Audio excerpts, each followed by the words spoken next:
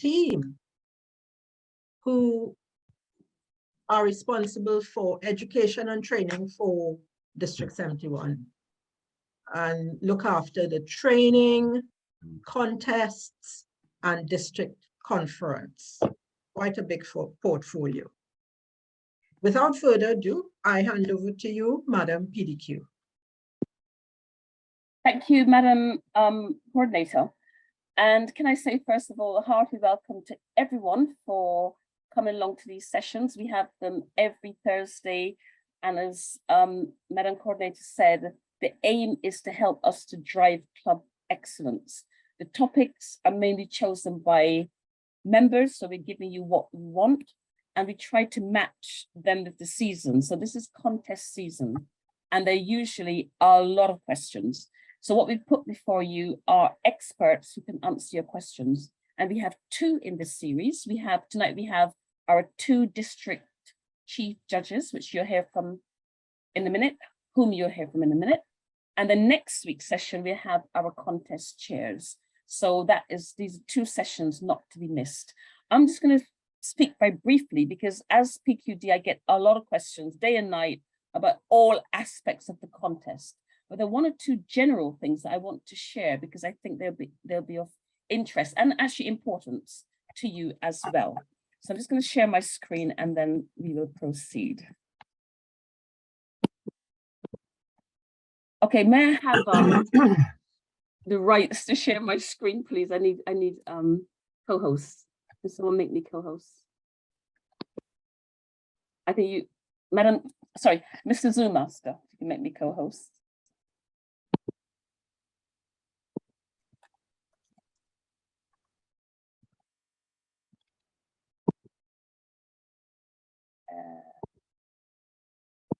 I still don't have the option yet to be co-host. Yeah.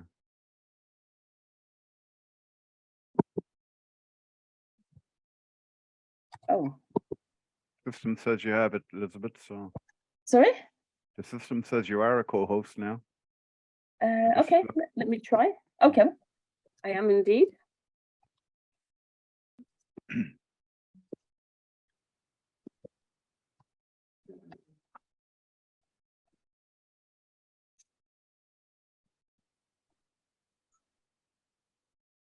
Okay, so I will do a slideshow.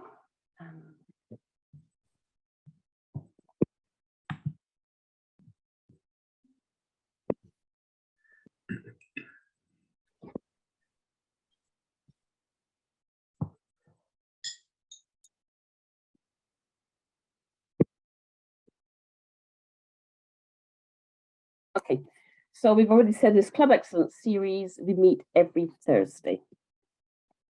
It's contest season in District 71 and in districts all around the world. And I don't know about you, but I find it a very exciting time of the Toastmasters year because contest is a great time to not only learn new skills, have a fun time, pit ourselves against the best in the organization. But Bob Ferguson from our club, I like what he says about contest. If you want to catalyze your skills and really improve, this is the way to do it. And he's absolutely right. You learn so much as you work towards contests. In our district, we have 4 contests each year. In the autumn, we have 2 contests, the humor speech and the table topics. And in the spring, we have the international speech and evaluation. And this all culminates in the finals at the district conference, which this year will be a hybrid conference in that wonderful city of music and a lot more Liverpool. I have to add that around the world, just to give some context, a lot of districts only do 3 contests and some even only do 2 at the district level because of the amount of work that's involved in having to run semi-finals and so on. They only do 3 or 2, but we go to the whole hog and we do 4 contests. The contest format this year, we were given guidance by Toastmasters International. We had two options only, online or hybrid. And the decision was made by the DEC members, and many of you in the room are members of the DEC. And the decision that was made by the DEC was clubs are not involved in the decision. Clubs can have any format they like. They can have face-to-face contests, online contests, or hybrid contests. They're legal entities, so they have their choice of how they run their contest. At the division level, as I said, we were given guidance on which we had to take a vote. And the decision was made that area and division contests will be online. And every area and every division has to abide by that decision. And the district contest will be hybrid. And I want to just mention here that hybrid, in Nashville for the first time this year, Toastmasters International ran a hybrid contest for the international speech. And I have to say, I was there and I was very, very pleasantly surprised that it all ran smoothly, it worked well. I don't feel that the ones online were any more disadvantaged than the ones in the room. And as we saw from the final results, number one, who won, Cyril, he was in the room. Number two was online, and number three was in the room. I felt none of they weren't disadvantaged. It worked very well, but I believe behind that was a significant amount of organization and obviously the technical abilities that surrounded that. So that's worth thinking ahead for the conference in Liverpool next year. So this is our contest format. I just want to share a couple of points with you. Every year, the rule book is updated, and the version you want for 2023 is the one with Verity Price on the cover. She was the winner last year. I cannot overstate it when I say that it really is worth investing some time in reading the rule book. It is not bedtime reading, it is not fun, but it's very factual, very informative, and I think it will help you to be a better contestant, a better judge, even a better club member. So I would really urge you, if you do nothing else, to spend some time on the contest rulebook. There are just two things I want to mention, because I think they've got important implications for our district. There's the one big change is an eligibility rule. And that is that contestants who wish to participate in the international speech contest, they have to have achieved pathways level 2, and obviously by, that's pathways level 1 and 2, but obviously up to level 2, that should say, or have a DTM, and this can either be a traditional DTM or a pathways DTM. The reason I want to emphasize this is in the past, even going back to last year, you could qualify if you had a CC level 6, the old traditional competent communicator manual, level 6. That is no longer valid. The statistician who is in my team did the analysis for our district, and we have a lot of people who are not level 2. So I should be writing to everyone in the next couple of days or so to just say, if you want to participate in the contest, you have to talk to your VPE or EVP, whatever you call the person, and arrange to do pathways. I mean, you've got time, you've got between now and, I don't know, February, March, to do from your icebreaker through to your level 2. But what I don't want are people to be disappointed. There may be people who don't like pathways and think, I'm okay with my CC6. That is not the case. You absolutely have to do level 2 or have a DTM. And then, of course, you'll find this on the website. I've submitted it to be put on the website. We know this 2 contestant rule. If your area has 4 or fewer clubs, then you can send the top 2 contestants to they're eligible to go through to the area contest. If your area has 5 or more clubs, 5 or 6 clubs, usually you send your top, only your 1 contestant. So those are the 2 things I wanted to share with you. And I just want to as I said, re-emphasize this thing about the level, the eligibility, because I think it can I don't want anyone to be caught out by this. So I'm going to pause there and stop. And if you had any quick questions, I can maybe take one question before we move on to our two chief judges, who are the main show of the evening. Margaret, you've got a question, and John. Margaret first. Yeah. I missed a bit of the eligibility. Does that apply to the club level or to area? It applies at all level. If you're going to enter the international speech contest, you must have a level 2 in pathways. That even concerns the humorous speech. No. Only the international speech. Oh, right. Only the international speech. I'm sorry. I hope I've made that clear. Oh, this only applies to the international speech. That's fine. It was Yeah. the humorous that was concerning me. Okay, no, you're fine for the humorous. Okay, I'll just take one more. I think I saw, was it John Conroy's hand up? Yeah. No, just a quick question, just clarification. 4 clubs or less, 2 go forward. 5 clubs, 1 goes forward. I'm just wondering what's the thinking behind that? It should make no difference, really. Okay, I wish I could give you a clear answer, and I will seek one, but I just adopted that. That is what the district, I mean, I know that's not a good answer, but that's what D71 has always done. If you've got fewer members in the club, they're giving more people a chance, and if you've got more people in. Well, can I add to that question? If there are 5 clubs in an area and only 4 participate, can they send 2 forward? I think they cannot, because it goes on how many clubs the area constitutes the area, not how many participate. That's a nuance that I don't think.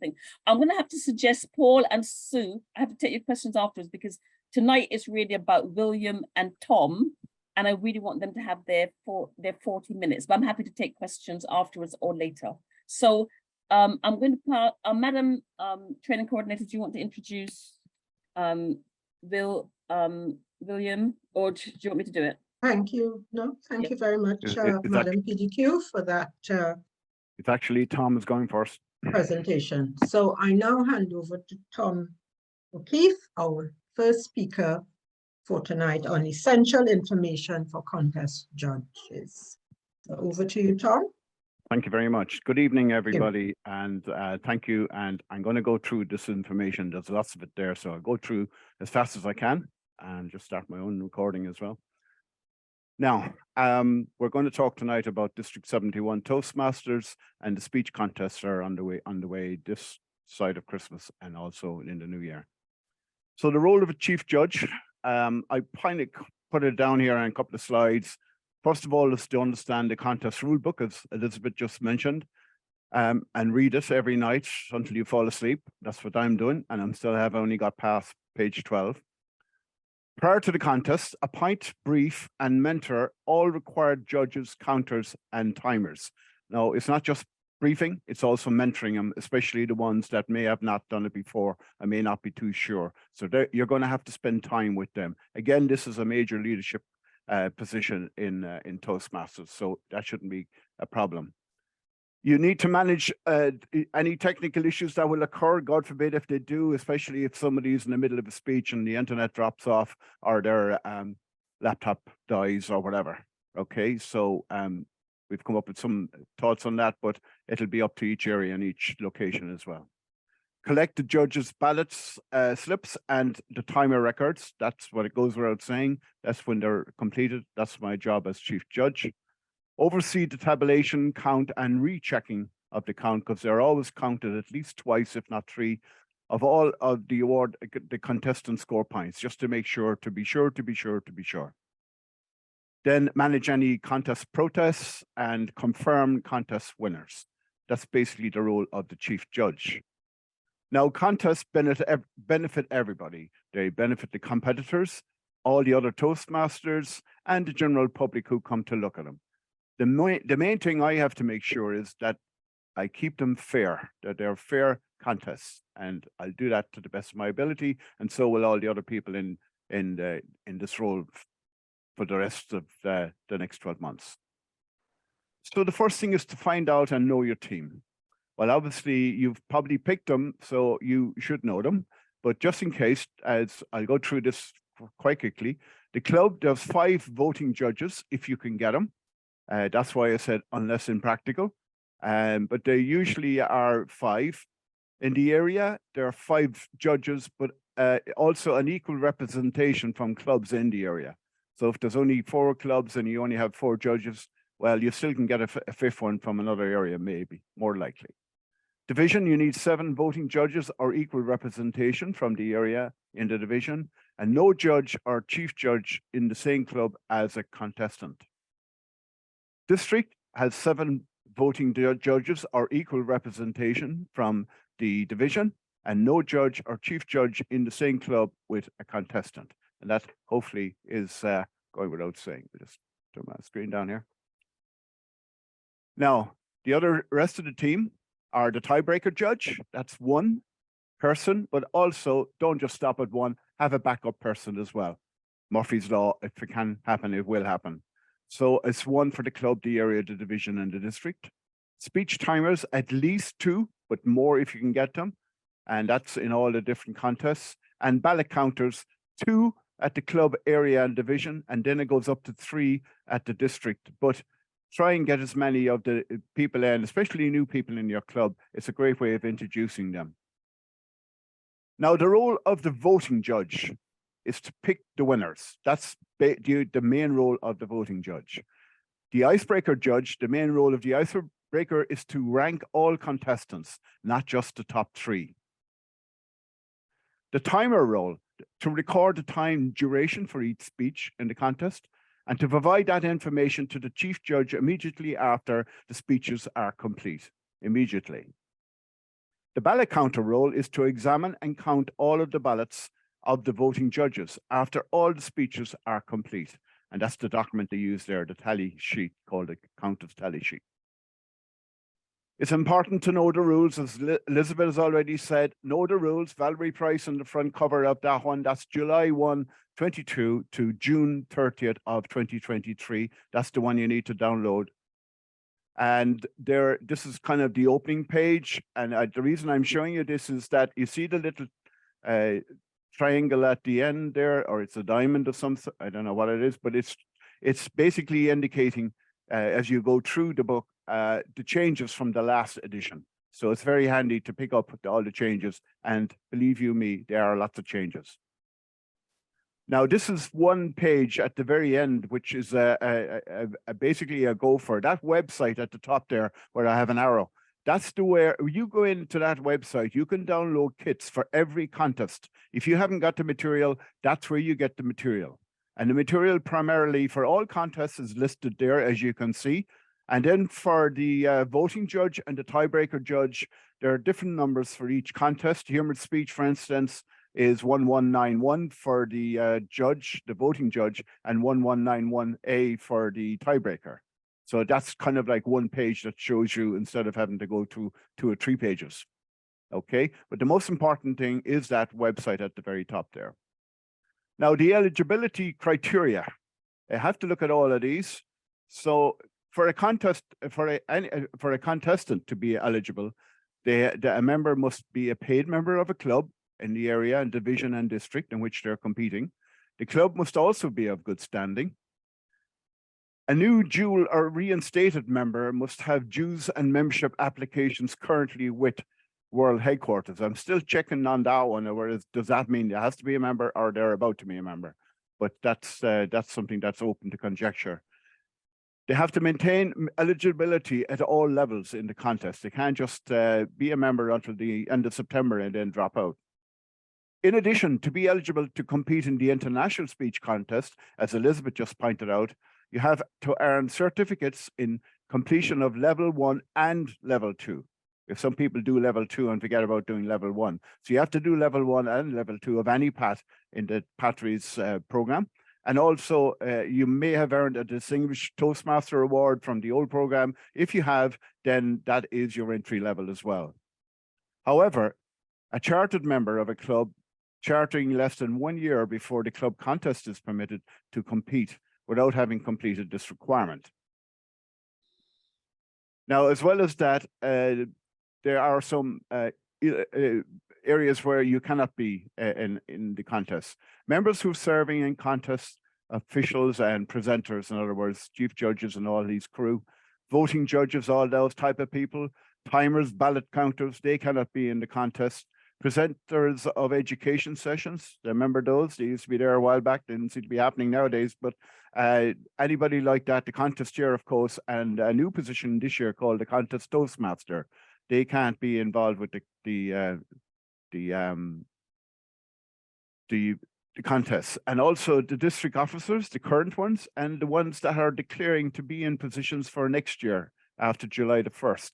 That's a new rule that came out this year. Immediate past district directors, there might be a few in the audience, Toastmasters who are members of more than one club and who meet all the eligibility requirements are permitted to compete in the club contests in each of the clubs that they hold paid membership for.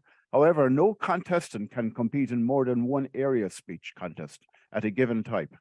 So if there are two areas you are in, you cannot compete in the same contest in this two separate areas. We will talk about that later. This is the eligibility form that people set up or sign up, sorry, and that is signed by the. I didn't realize this, but it actually does come to the chief judge, as it says up there on top. So that's why I'm putting it up here. You might be asking, you might be wondering. Now, as well as that, the eligibility to be a chief judge or a voting judge or a tiebreaker judge, you have to be more or less the same as what is going on, but there is a little change. The old requirement for that the speakers had, for contestants had, to have a minimum of 6 speech projects in the old competent communication manual, if you remember that one, that's still there. And I think that's because there's a lot of well-experienced Toastmasters in clubs that probably haven't got in to do pathways. So that gives them an avenue into doing judging. All contestant officials and evaluation contest test speakers must be paid members. And candidates for election, and I mentioned this already, if you're going forward for election next July, you're not allowed to be even in as an area or any official at all, or a test speaker even. This year, which is a very strict one. Not too sure I agree with it, but that's the rule and that's what we have to follow. The statement then will come from the people who want to be judges. That's the form they fill in. And all those forms are given back to the chief judge, and that chief judge will keep them on file because they may be needed again and again. Now, there's a website, or sorry, a page up on the Toastmasters website in the US. And that's you can actually check to see how eligible a particular member is. It's supposed to be foolproof, but I haven't tried it out, so I can't that. But there's the link to it. It's called Eligibility Assistant. And it's probably a lot better than trying to ring Toastmasters at the moment because you'll be waiting about a month or two to get through. The qualities of judge: trustworthy, knowledgeable, good listener, analytical, accurate, and fair. And the challenge is to be utmost in objectivity and to avoid as much subjective as you can.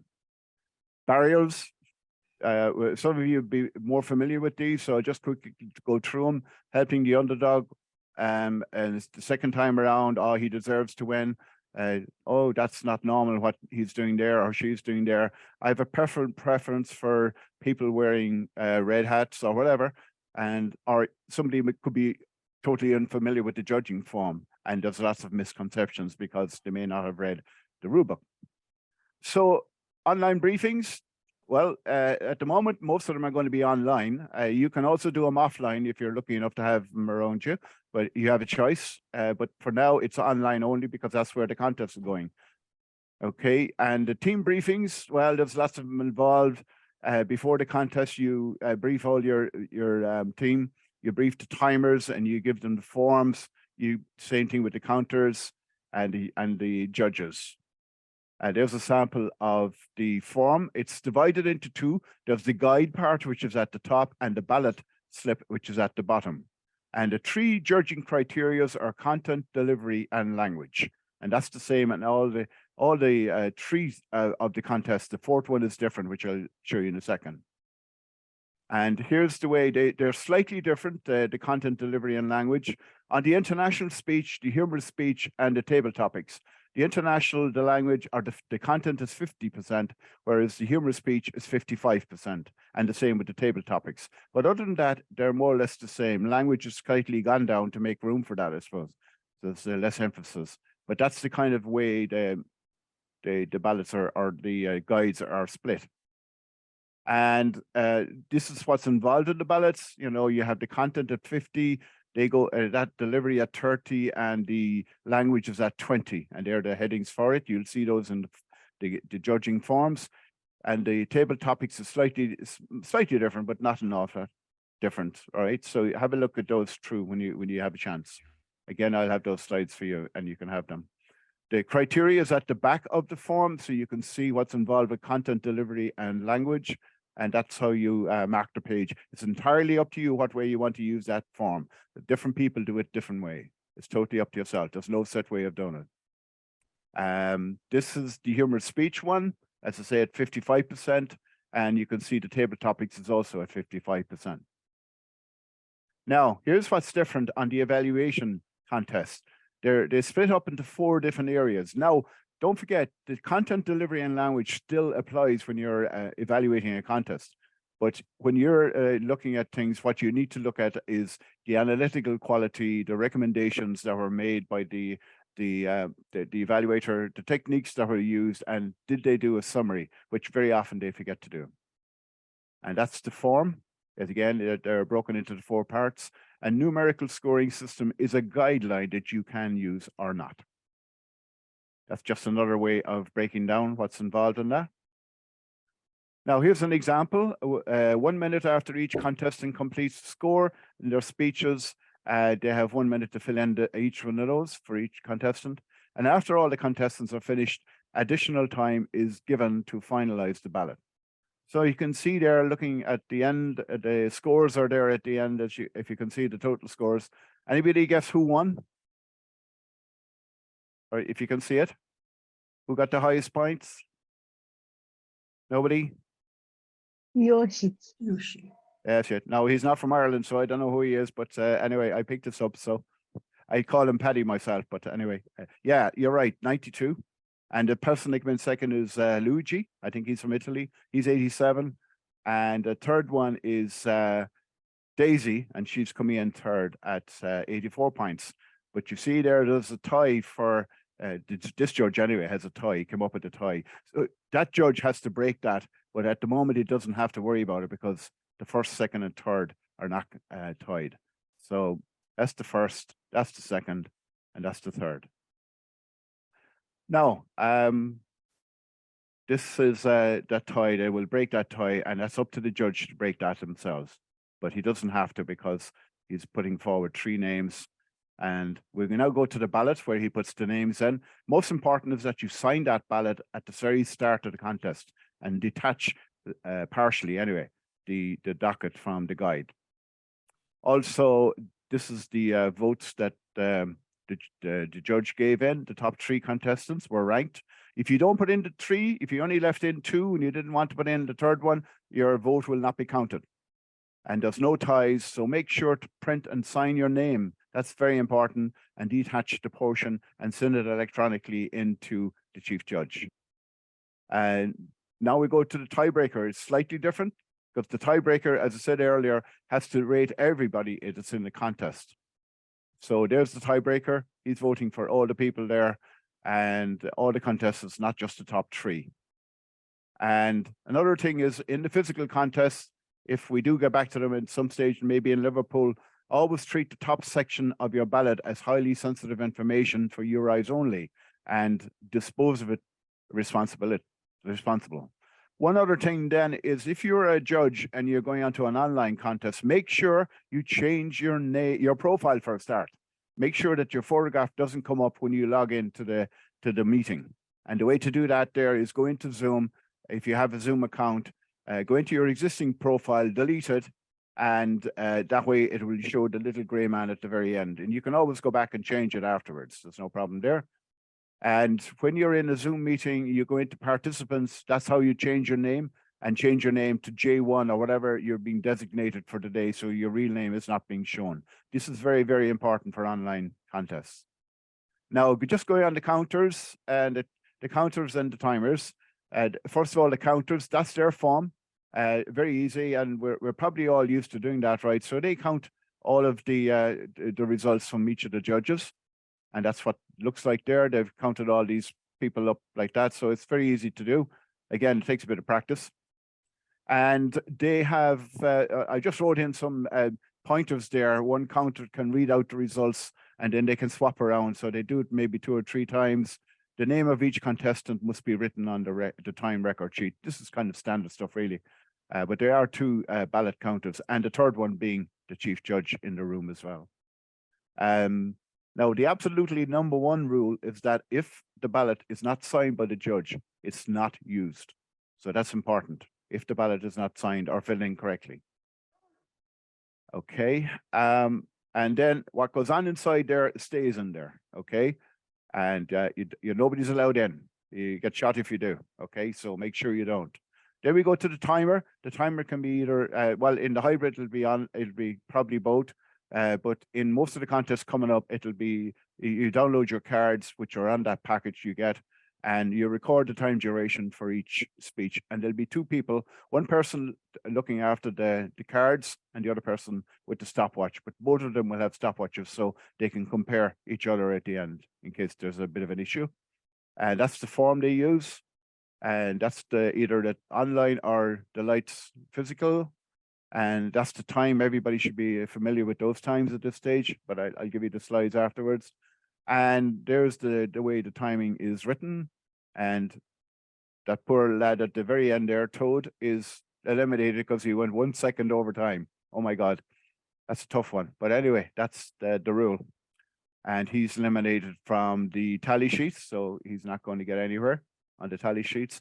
Now, here's another trick. If you are the timer can cover their camera, and that way then the only thing that people will see is actually the cards.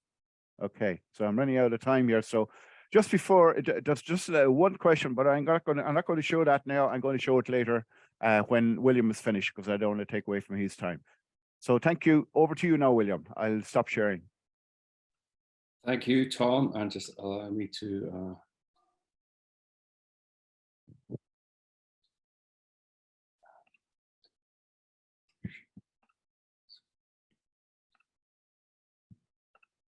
okay, can everybody see my slides? Can I get a thumb up from? Excellent. It's changing. Yeah. Okay, well, good evening, everybody. My name is William Feek, and I'm doing the second part of this Chief Judge training. I'll just quickly say who I am. I've been a member of Toastmasters for about 12 years, and I have both competed and organized contests from the club all the way up to the district level. So I've seen an awful lot of contests in my life, and I think they're great fun. So I'm going to talk about 3 things this evening. I'm going to talk about the collection and counting of the votes, how that's done. We're going to have an interactive example where we get to decide who's won the contest. We're going to talk about the tiebreaker ballot and when that is used, how that is used to break a tie. And then I'm going to talk about the dreaded P word, protests, and should take about 10 minutes to get through this presentation. So just to sort of follow on from what Tom was talking about, as far as I'm concerned with the rest of my presentation, the Chief Judge's main function is to place all of the contestants, okay? So not just the first 3, all of the contestants need to be placed to implement the rules in the fairest way possible for the contestants. And I think this is very important. We must remember that the rules can have different interpretations. For instance, I've known 2 people to have an argument about the rules. And they both asked Toastmasters, you know, what's the answer to this? And they both got the answer they wanted to hear, so conflicting advice. The Chief Judge, therefore, is the final arbiter of the rules in that particular contest. So it doesn't matter what anybody else thinks in that particular contest, the Chief Judge is the decider of what is and what isn't the rules. So it's very incumbent on a Chief Judge to be fair and robust in the way that he or she executes the contest. from the judge's point of view. Okay, so what I mean is to place all contestants. So I think some people get mixed up with this because they get so excited with just the contest that they only place contestants 1, 2, and 3. And then perhaps later on down the line, so for instance, this subject came up in the Norwich conference. So the Division S, the table topics, contestant 1, 2, and 3 was known, but neither of them could turn up to the actual contest. And what they should do is fill out something called a notification of winners form with all of the contestants in. And that is used for the higher up levels. And I think that is the most important form, because the first thing the chief judge wants to do once they're in the counting room is make sure that they have placed everybody on this notification of winners form.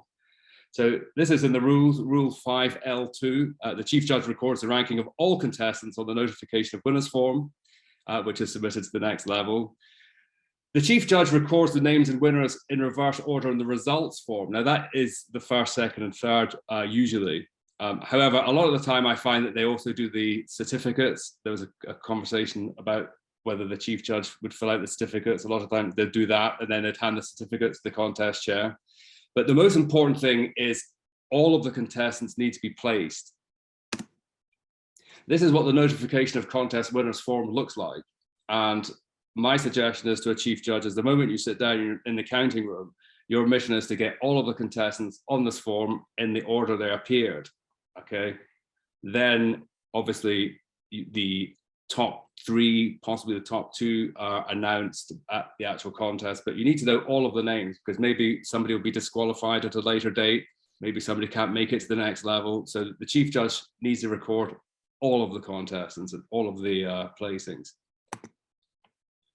The team, the judging and counting team can be quite big. At a club level, you're possibly 10 people. Now, Tom's gone through the requirements of, how many judges are required for club area and division level. So I'm not going to go into that in a lot of depth, but the number of people, there's a chief judge, obviously, a tie-breaking judge. It's good practice on Zoom to have a deputy chief judge. And this is a mirror of the chief judge. So if the chief judge, for whatever reason, their technology fails, the deputy chief judge can take over straight away. And I think that's definitely very important for a district final. Obviously, there's a voting judges, and at district level, we can see 12, 13 voting judges, so 14, including the tiebreaker. Counters, club and area, ideally division, there's 2, district, there needs to be 3 counters. Timers, so that is a fairly large group of people. And the job of the chief judge from a practical point of view is they need to coordinate all of these people and the information flow, okay? And there's various ways to do this. So basically, how do you get the information from the voting judges, i.e. the ballots, to the counters, to the chief judges, and how is that information processed? So that's what I'm going to talk about. So there's various ways this can be done. And I've used all of these, or most of these methods myself in various contests. The one I prefer, and the easiest one I think, is WhatsApp, because most people use WhatsApp and most people know how to use WhatsApp. And also in terms of how it works, you usually have WhatsApp on a phone. You can use the phone to take a picture of the ballot with the signature on, and you can post that electronically into a private WhatsApp group, which I'll show later on. I think that's the easiest way. Not everybody, most of the time when there's a lot of judges, I find that most people use WhatsApp. 1 or 2 people are using email. Email is another one, you can scan the form, you can send the form via email. You can get problems with email. Sometimes emails take a while to send. So I think WhatsApp's the more reliable of the first 2 options. Last year, they did something with Google Forms where they had, it was a bit like a poll or something where all the votes were entered into this system. I personally probably wouldn't do that. I think it's complicated. And also you can't send the signed ballot, but they had a declaration of signed ballot on the Google Forms. I don't know exactly how they did it, but it works. And all the counting was automatic, so that it's an option you can consider, but it would take quite a bit of setup time. Now, this is an informal method, the Zoom direct message. I certainly wouldn't recommend this at division level, certainly not at district, but at a club level where everybody knows each other, area contests as well. I've used this a lot. You just get all the judges to send the votes to the chief judge and the counters using the Zoom direct message. It is a bit informal. Other methods I've seen used, text messages, I've used telephone calls, any method to get because it's often difficult to get enough judges. So sometimes you have to be flexible and work with them and how they can get the information to you. For instance, if you have somebody who's in their 80s, been in Toastmasters for 20 years, they certainly know the system very well, but do they use WhatsApp? No, probably not, but you can phone them up and they can tell you the results. Sometimes you have to make compromises. But I think it's very important that the formality must be appropriate to the level of the contest. Okay, so I don't think, for instance, using the Zoom messaging service would be good at a district final. You want a robust process in place. At the lower levels, maybe you don't have enough people running the contest. Everybody knows each other anyway, so you're kind of relying on people to sort of pull together. Now, I organized the district table topics contests in 2021, the finals. So I did it all on WhatsApp, and this is an example of how I did it. So we had 60 plus people because I was doing the contest chair role and the chief judge role. Anthony Garvey was the district chief judge at the time, but I had to do some of the judging because he couldn't be the judge because of conflicts with the contestants. And this is how I did it. So as you can see, this is a screenshot from my desktop WhatsApp. I've scrolled all the way back to 2021. And basically I set up all of these distribution groups. So at the front, you see district table topic semi-group. So that's all the judges in there. And then every judge then has their own private distribution group. So you've got ballot TT semi B3, that's for judge 3, 6, 9, 5, 4. So all of the judges have their own group. So this one is highlighted at ballot TT semi B8. Okay, so that's the semi-final B table topics judge 8. Okay, so the only people who can see this group, you have, so D was a counter. You have the judge, who's anonymous, obviously, Paul, who's another counter, who's on this call possibly, and me. We did have another counter, Bruce, but he only witnessed the count in the counting room. He wasn't on WhatsApp. So you see that I said the judge, after they've been briefed, is given this group appears on their phone. So it says, please post your ballot on this group when prompted by the chief judge. So the judge says, okay. A couple of reminders just when the contest is on, please post your ballot in this group. This brings the WhatsApp group to the top of their list. And then they post a picture, which fortunately hasn't downloaded, but you see that they've posted the ballot in the group.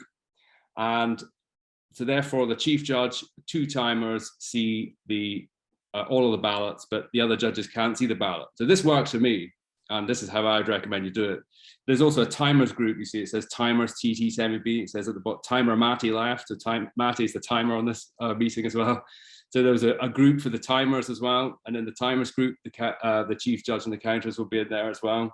So there's total transparency as far as 2 counters and the chief judge is concerned. Everybody can see everything as it comes in, and because people are in separate rooms on Zoom, in person everybody's in the same room counting in a counting room.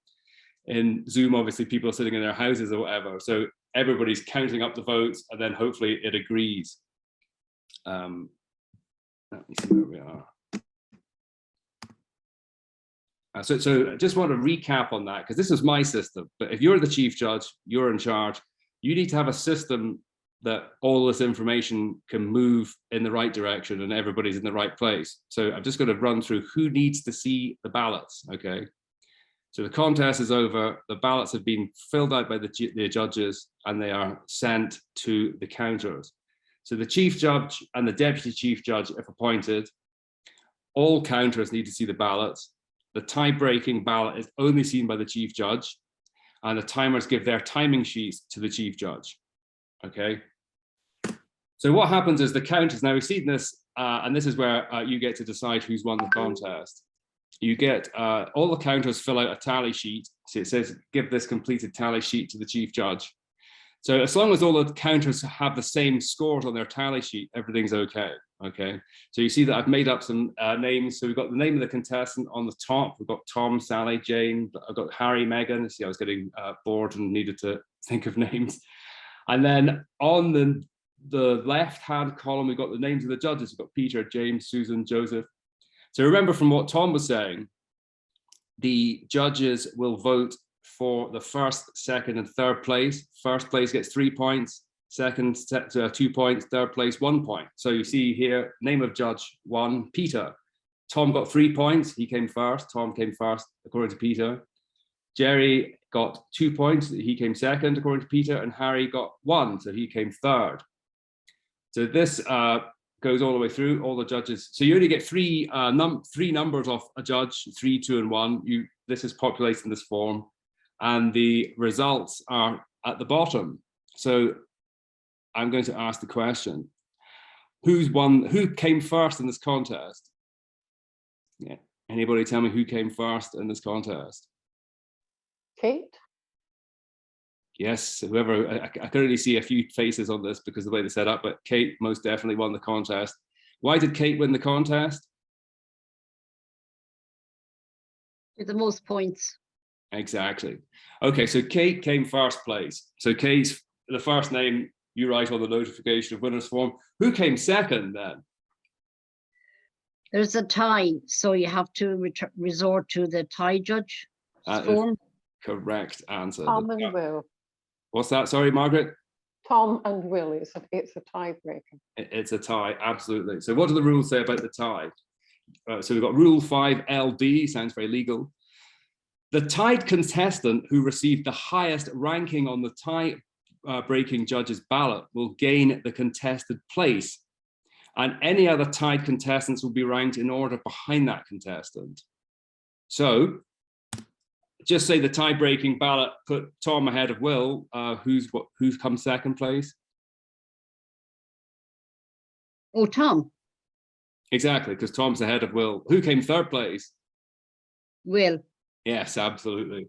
So that is, it's very simple. It's amazing how many people mess up the process. I was chairing a contest on Tuesday actually, and the chief judge was announcing the results, and he announced a tie, which was a bit embarrassing because then we had to, resolve the tie after everybody found out there was a tie. So it can go wrong, but it's a very simple process. So that's the counters tally sheet. That's a tie-breaking ballot. So we've talked about the process. So just to run through the process again, the judging and counting process: count the votes, tabulate the results, use the tiebreaker to resolve any ties, disqualify anyone that's gone over or under time. So you get the sheet from the timer and you disqualify anyone if they don't meet the time criteria. Fill out the notification of winner form, destroy all the confidential paperwork. So you've got everybody placed. I'm going to finally talk about the protests, okay, the P word. What is a protest? Contestants may be disqualified using the protest procedure. Protests can be lodged by contestants or the judges, and they must be lodged with the contest chair or the chief judge before the contest adjourns. Okay, it's very important. There's 3 grounds for protest. So a contestant can be disqualified on originality, which has been discussed, eligibility, and referencing another contestant's speech. So it's very, very unwise now. This rule's reasonably new, is to talk about another contestant in your speech. Protests are resolved by the judge's vote. So you need to have a system of getting all the judges together for deliberation and possible audience with the contestant. Okay. Rule 7C, and a lot of people don't know this, before a contestant can be disqualified on the basis of originality or for referencing another contestant's speech, the contestant must be given an opportunity to respond to the voting judges. The majority of voting judges must concur in the decision to disqualify. So this could get messy, it's like a hearing and a deliberation and things like that. But these are reasonably modern changes to the rules. So in summary, I've talked about collecting and counting of the votes, using the tiebreaker ballot, and protests. So it's a very large topic, only managed to scratch the surface, but that is my presentation, and I will welcome any questions at the end. So thank you.